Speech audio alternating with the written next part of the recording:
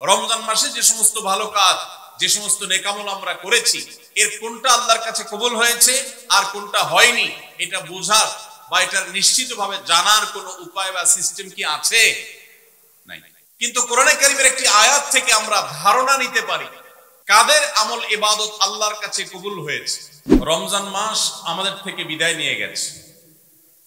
রমজান মাস বিদায়ের সাথে সাথে আমাদের সমাজের বহু মানুষ আছে যাদের ইবাদত বন্দেগীও বিদায় হয়ে গেছে।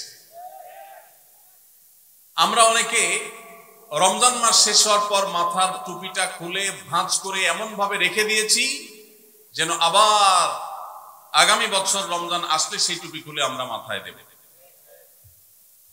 আমাদের কি শুধু ইবাদত বন্দেগী রমজানেই করা দরকার, না রমজানের পরেও করতে হবে?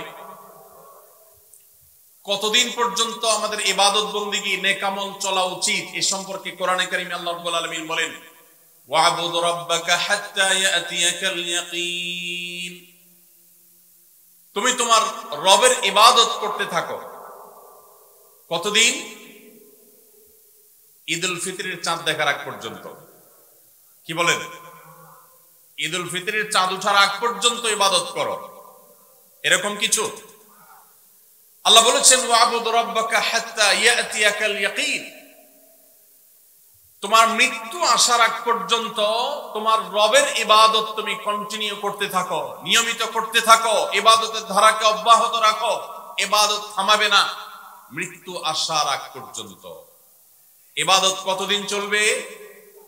মৃত্যু আসার আগ পর্যন্ত।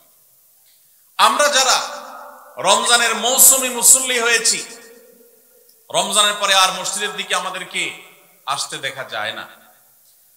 আমরা যারা রমজানের দান সাদাকা করেছি, রমজানের পরে আর আমাদের দান সাদাকা করতে দেখা যায় না। আমরা যারা রমজানে কোরআন তিলাওয়াত করেছি, তারাবির নামাজে কোরআন শ্রবণ করেছি, শুনেছি, রমজান চলে যাওয়ার পরে কোরআন আর ছুঁয়ে দেখা, স্পর্শ করার তৌফিক সুযোগ আমাদের যাদের হয় না, প্রিয় ভাইরা আমার, আমাদের জন্য অত্যন্ত ভয়াবহ একটা বার্তা আছে। সে বার্তা কি? আল্লাহ রাব্বুল আলামিন কোরআনে হাকিমে ইরশাদ করেছেন তিনি কার আমল ইবাদত কবুল করেন।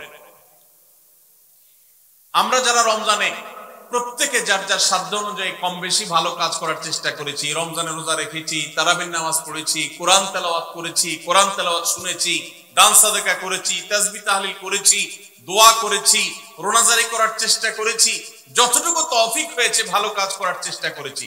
রমজান মাসে যে সমস্ত ভালো কাজ, যে সমস্ত নেকামল আমরা করেছি, এর কোনটা আল্লাহর কাছে কবুল হয়েছে আর কোনটা হয়নি, এটা বোঝার বা এটার নিশ্চিতভাবে জানার কোনো উপায় বা সিস্টেম কি আছে?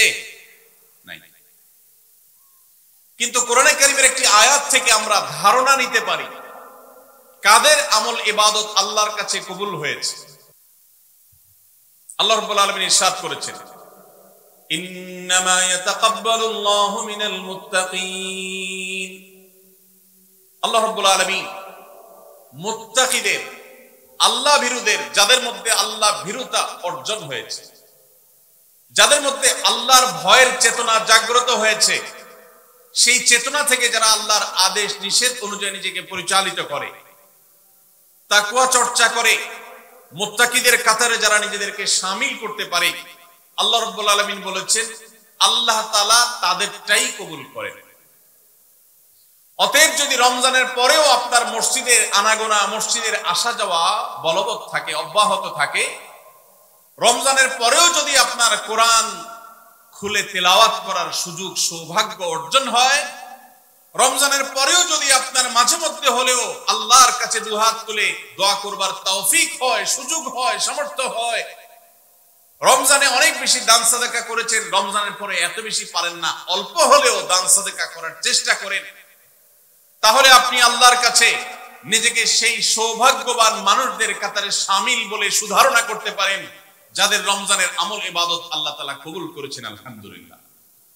প্রিয় ভাইরা, আমাদের আমল ইবাদত কবুল হয়েছে কিনা এটা বুঝার সবচেয়ে বড় মাধ্যম হলো এটি, রমজানের পরেও যদি আমি রমজানের আমল ইবাদতের ধারাকে ধরে রাখতে পারি, অব্যাহত রাখতে পারি, সে আমলগুলো পরিমাণে, ভলিউমে সেরকম করতে না পারলেও অল্প অল্প করে হলেও যদি রমজানের পরে সেগুলোকে আমরা ধরে রাখতে পারি, এখনো মসজিদে যাওয়া আসা থাকে, কোরআনের সাথে সম্পর্ক থাকে, অন্যান্য নেকামল গুলো যদি অল্প অল্প করেও করতে পারি, তাহলে এর মানে হলো এটা আলামত আল্লাহ তাআলা আমার রমজানের ইবাদত কবুল করেছেন, আমাকে মুত্তাকিদের কাতারে শামিল করেছেন।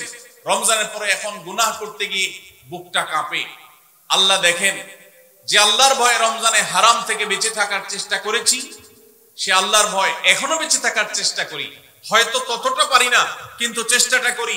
এটুকু যদি করতে পারি, তাহলে এটা একটা আলামত, এটা একটা ইন্ডিকেটর যে আল্লাহ তাআলা আমাদের রমজানের আমল ইবাদত কবুল করেছেন। আল্লাহ আমাদের সবাইকে সেরকম সৌভাগ্যবান মানুষের কাতারে শামিল হওয়ার তৌফিক দান করুন।